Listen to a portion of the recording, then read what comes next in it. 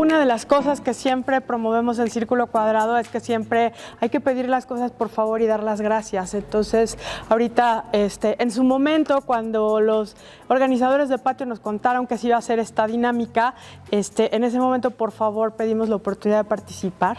Generalmente, nos toca a nosotros coordinar a la gente que participa en este tipo de cosas, pero el tema nos llamó mucho la atención y dijimos, pues igual es el momento ideal para que nosotros tomemos esa batuta y tomemos esa oportunidad y participemos en primera persona y no como siempre desde atrás del escenario, ¿no? Desde bambalinas, que es como nos gusta. Entonces, mi nombre es Eugenia González Gómez, para que mi mamá no se pase a molestar de que nunca la menciono. Socia fundadora de Círculo Cuadrado, una empresa de comunicación y relaciones públicas especializadas en la arquitectura y diseño. Mi socio, Lorenzo Díaz. Gracias por recibirnos, Patio. Gracias, Patio, por recibirnos. Yo creo que es la primera vez que sostengo una charla de esta naturaleza en un patio, cuando en realidad la naturaleza del patio es esta, la del encuentro espontáneo, al abierto, y que con un clima como el que tiene la ciudad de Puebla y algunas de las ciudades del altiplano es además ideal. En el patio se puede estar muchas horas, mucho tiempo. Este patio es, decías, particularmente un sueño. Efectivamente es fantástico este escenario, creo que es el escenario más rico en el que he estado parado, es un privilegio. Cuando efectivamente se presentó esta posibilidad de hablar de migración, pues lo primero que se preguntó es, ¿soy migrante? ¿Cómo somos migrantes? En mi caso, y creo que en el caso de Eugenia también, pero mi tatarabuelo emigró de Prusia, una nación que ya no existe, a finales del siglo XIX, a Estados Unidos, una nación que apenas acababa de inventar, era mucho más joven, y tengo orígenes migrantes, pero yo creo que cualquiera los tiene, ¿no?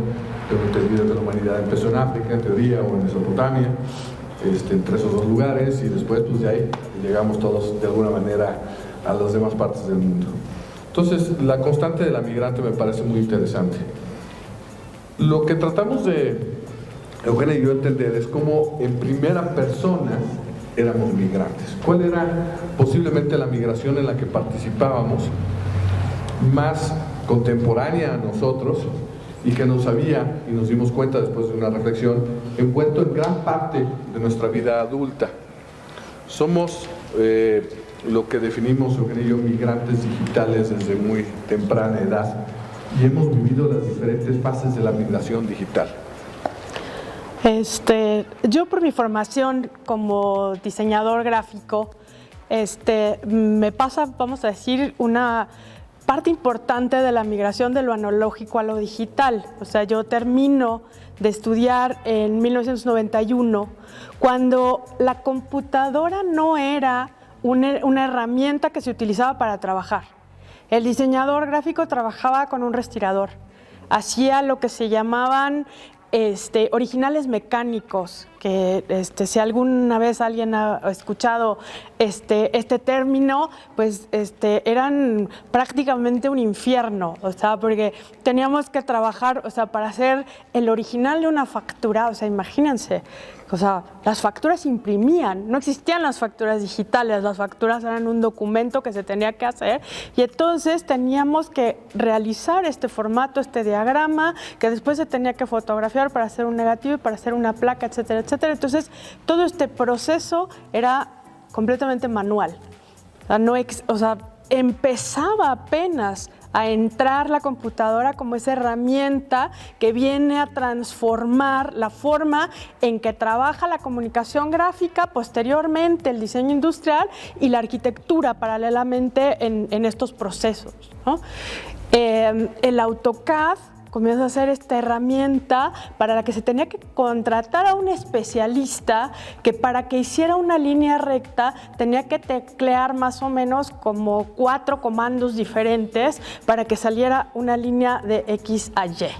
¿no? Y entonces todo el mundo decía, ¡wow, qué maravilla! Y yo decía, pues es más fácil agarrar un rapidógrafo y una regla y hacer una raya, ¿no? O sea, ¿en dónde está la rapidez de este proceso? Entonces, creo que es precisamente esos principios de los 90s los que a mí, por lo menos personalmente, me enfrentan a este momento en que tienes que abandonar muchos de estos procesos que se hacían manualmente, mecánicamente, por llamarlo de una forma, a empezar a entrar a entender un mundo digital que era incipiente, un mundo digital que tampoco era tan rápido y que tampoco era tan preciso.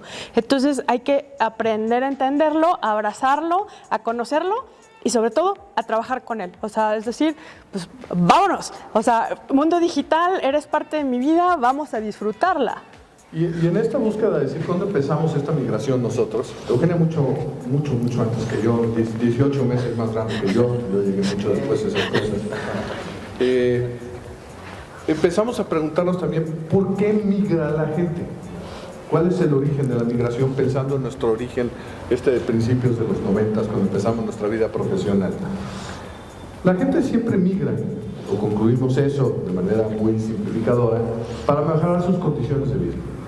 Ahorita hablaban de la migración de Oaxaca, Ciudad de Puebla, de los valles de Oaxaca, que son espectaculares en términos de naturaleza, pero que son lugares muy difíciles para lograr una calidad de vida donde uno vea a sus hijos crecer con satisfacción y tengan oportunidades. Y los migrantes se desplazan para vivir mejor. Vamos a utilizar esta simplificación muy facilita.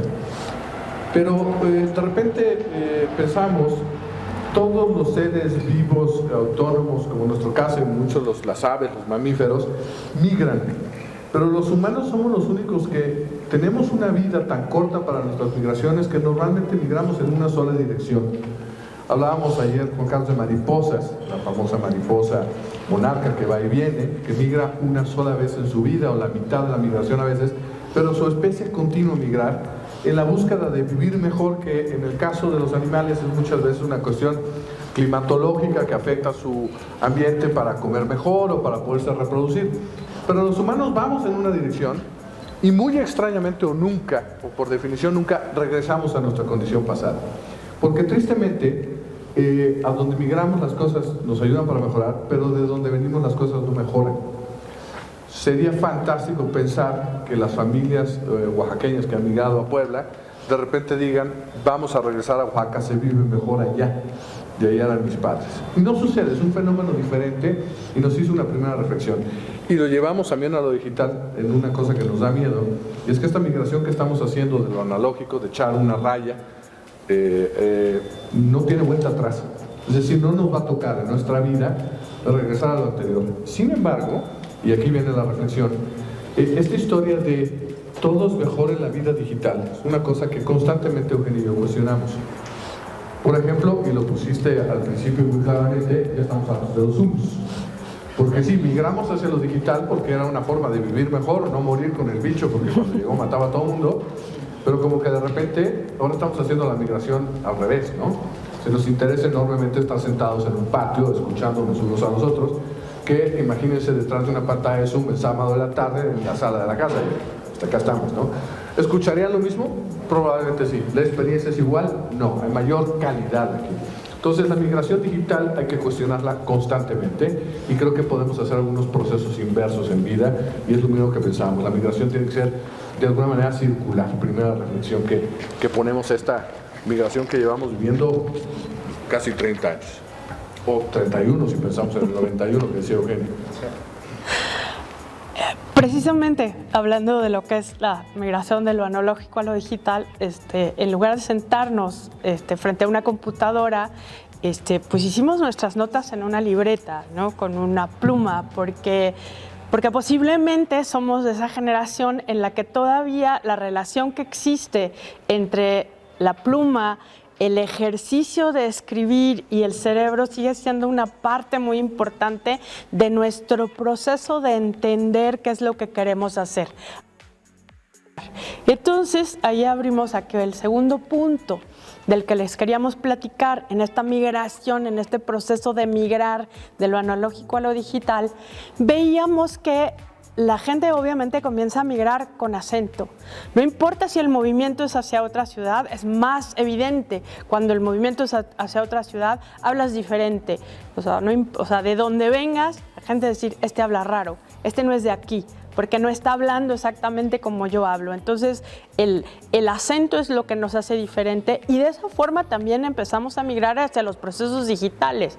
Utilizamos ciertos programas de una forma que no utilizan los demás, ¿no? Por ejemplo, en todas estas pláticas que hemos tenido Lorenzo y yo desde que sabíamos que íbamos a participar en esta charla, yo recordaba que un querido amigo de la época de la preparatoria, cuando, no, más bien ya universidad, estábamos pensando en esta parte ya de entrar a trabajar, existía un programa que era, vamos a decir, el abuelito del Excel, que se llamaba Lotus 1, 2, 3. Y entonces esa fue, vamos a decir, la primera hoja de cálculo digital que se presentaba como una herramienta que nos permitía hacer más fácil esos procesos, ¿no? Los contadores, administradores, todo el mundo sabía. Yo nunca vi el programa, no lo conocí ni de lejos, sabía cómo se llamaba porque su nombre pues era muy chistoso, ¿no? El Lotus 1, 2, 3. Este amigo lo entrevistan para un trabajo y entonces le dice, ¿usted sabe usar el Lotus 1, 2, 3? Y entonces él contesta muy seguro, el 1 súper bien, el 2 y el 3 todavía no los conozco. Entonces ahí obviamente pues estaba demostrando su completa ignorancia sobre el acercamiento a este nuevo programa. Entonces, nuestro acercamiento hacia esos nuevos programas nos hizo a muchos, a nuestra generación, vamos a decir a la generación X, empezar a trabajar con acento, porque las siguientes generaciones que llegaron a este mundo productivo del que nosotros ya éramos parte, pues ya les habían enseñado el Lotus 1, 2, 3 en la escuela. No tenían que tomar un curso aparte para aprenderlo, sino que ya era una herramienta que les estaban enseñando. Entonces llega esta parte de la segunda y la tercera generación. El hablar con acento, tal vez aquí en México lo notemos un poco menos, pero lo hicieron muy bien, hablando decían la gente de los valles de Oaxaca, no habla español, como si el español, porque le llamamos al castellano o al español aquí, es increíble que queramos que sea, yo hablo español, pero soy mexicano, debería hablar yo mexicano, pero hablo español y lo digo con mucha naturalidad, ¿no? Mi tatarabuelo hablaba polaco y hebreo, porque era judío, y obviamente cuando emigró a Estados Unidos, y todos hemos visto estos programas en la televisión donde los abuelos hablan chistoso, porque son migrantes, ¿no? El migrante italiano, ¿no? Que habla el español con acento italiano, así lo doblan así del inglés al español, que tiene que ver. Esta, hasta un poco una burla porque hablan mal, porque se entorpecen, son discriminados fácilmente, se toma risa. Pero nosotros nos dimos cuenta que así hablamos digital. ¿Y por qué me doy cuenta? Porque, por ejemplo, mis hijos me ven tartamudear en el Instagram, me ven hablar mal a la hora de darle clic a algo y me corrigen constantemente, como corregiría un abuelo polaco, de no se hace así, dale clic acá, no estás entendiendo, súbale, bájale, y me mete la mano y mueve la pantalla, no entiendo qué pasó. Estoy tartamudeando digital. Y soy discriminado digitalmente. Tal vez estoy exagerando, ¿no? Porque no está tan dramático, tal vez, y no está mi vida en riesgo, pero lo tenemos que pensar porque muchas veces somos muy agresivos con el que no habla bien digital. Y muchos son dejados a un lado de la posibilidad de aprender a hablar digital. Y eso es otra cosa de la que hablaremos, es de la barrera de la exclusión digital, que en este país sabemos que es muy fuerte, ¿no? ¿Cuántos no? Que tomamos clase o damos clase, batallamos enormemente con el Zoom cuando empezó y no podíamos poner la presentación o poníamos mute y todavía decimos, ¿tienes apagado tu micrófono? ¿No? Este tipo de cosas donde estamos tartamudeando. La segunda generación, los hijos de migrantes, empiezan inclusive no solamente a incorporarse bien al lenguaje, sino a abandonar el lenguaje anterior, negarlo. No está bien yo que hable un idioma indígena o que hable una lengua originaria o que hable yo polaco. Eso lo tengo que negar para poderme incorporar. Y la tercera generación a la que estamos llegando en la era digital, no solo ya no lo habla ni tartamudea, ya no lo conoce. Ya se perdió en el camino. Y entonces habría que pensar si en estas migraciones hay un montón de valores que mantener. ¿Cómo mantener de lo digital a lo analógico el idioma original? Y eso es una cosa que nos enfrentamos constantemente. ¿Por qué no lo hacemos como lo hacíamos antes? Porque esto no tiene valor, y recuperar esos valores, porque estamos justo en el momento con la tercera generación en donde estamos perdiendo eso, los que han podido hacer la migración digital. Entonces, la siguiente idea es esta de tartamudear lo digital y entender esa transición cultural del lenguaje espacial que nos está rodeando a todos, en negar o inclusive en olvidar ese idioma original, esa forma de pensar original, esa razón de ser original que tenía un valor y que lo digital nos está forzando por incorporarnos, por evitar la segregación, por no quedarnos atrás, dejar completamente olvidada, ¿no? Exacto. Entonces, ahí nos pusimos a pensar que existen estas fronteras migratorias que van más allá de cruzar de un país a otro.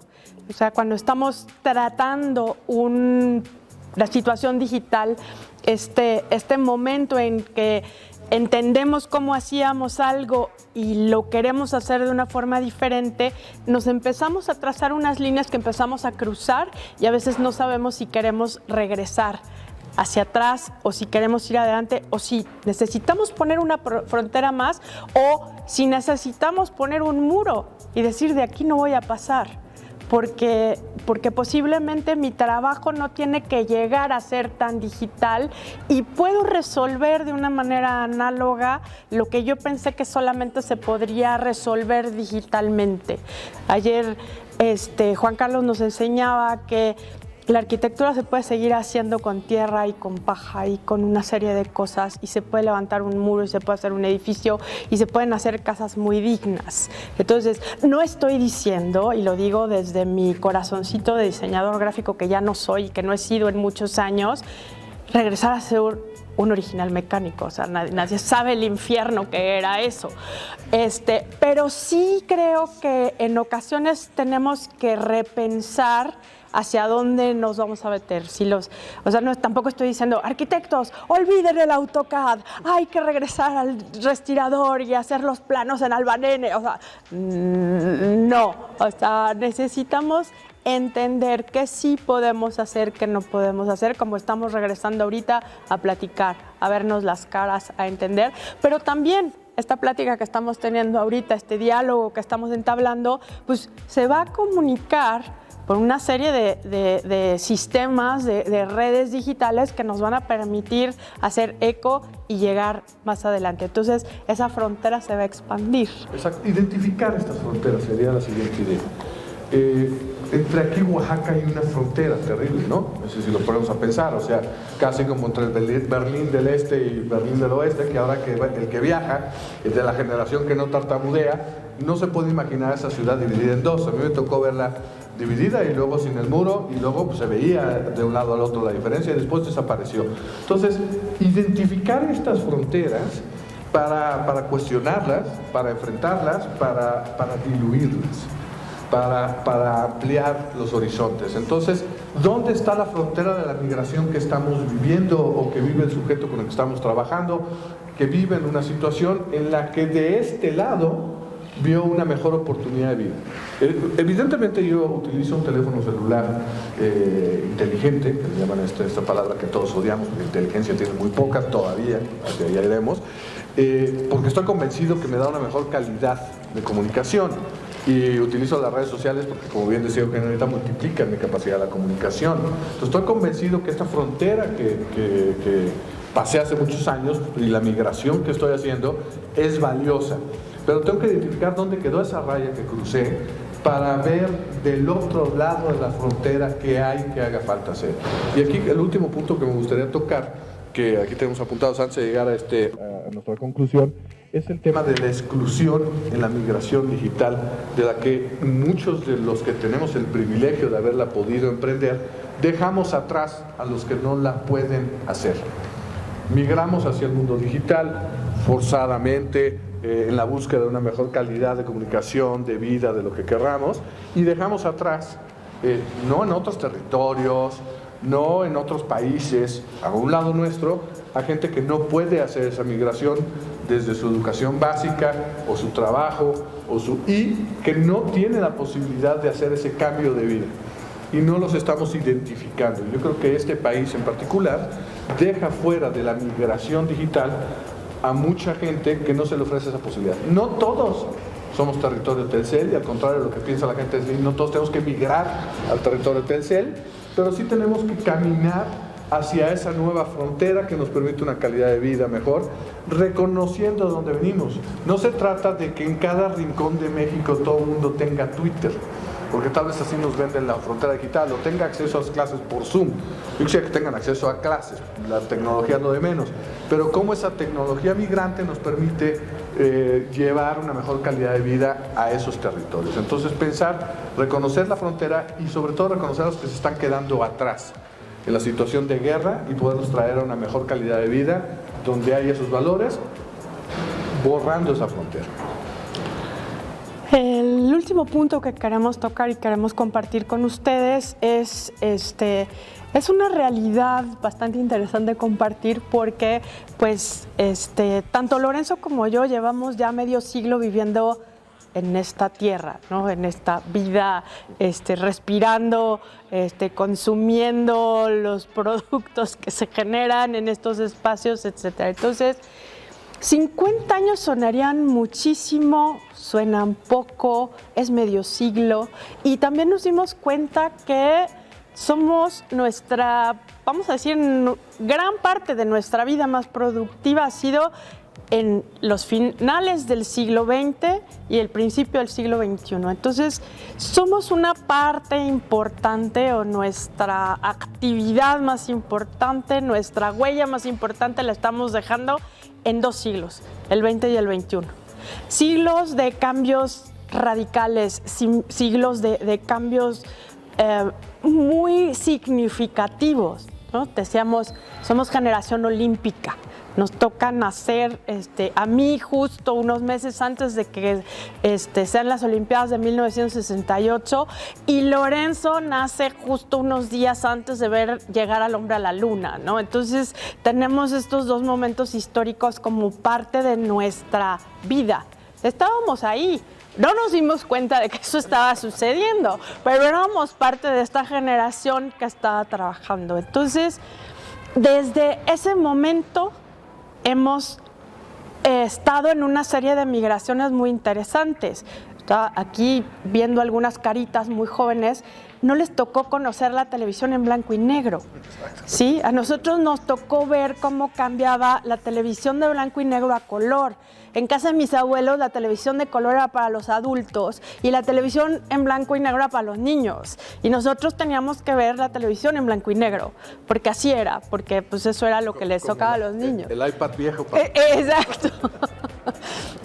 Entonces, o sea, si nos ponemos a pensar en el momento en que se inventa la televisión a color, que tiene también este sentido olímpico, o sea, realmente la comercialización de la televisión a color en México, en este país, las Olimpiadas le da un impulso estratosférico, y posteriormente la llegada del hombre a la luna, ¿no? Todo el mundo quería tener un aparato de televisión para ver este momento histórico mundial y ser parte de esta historia, ¿no? Entonces, a partir de ese momento, a partir de que nosotros nos estamos definiendo como generación olímpica, descubrimos que seguimos siendo migrantes, seguimos pasando de una situación a otra, de una forma de trabajar a otra, y seguimos migrando, y nuestro objetivo es seguir evolucionando. O sea, porque no importa que llevemos ya medio siglo en esta tierra, en esta actividad, 30 años trabajando, estamos dispuestos a aceptar y a migrar hacia las nuevas tecnologías que sean necesarias, o posiblemente cuestionarnos y decir, no vamos a migrar más, tenemos que regresar, y igual algún día hacemos un murito de lodo allá con Juan Carlos, ¿no? Y cuando comenzábamos esta plática, la reflexión que nos llevó a escribir estas pequeñas notas, nos preguntábamos si éramos migrantes, ¿se acuerdan que comentábamos eso? Y cómo éramos en consecuencia migrantes y qué deberíamos de hablar. Y concluimos y lo repito ahora, que todos somos migrantes y debemos identificarnos como tales, entender en qué estamos migrando, qué territorios dejamos, cuáles son los nuevos y a quién dejamos atrás y a quién acompañamos en el nuevo viaje.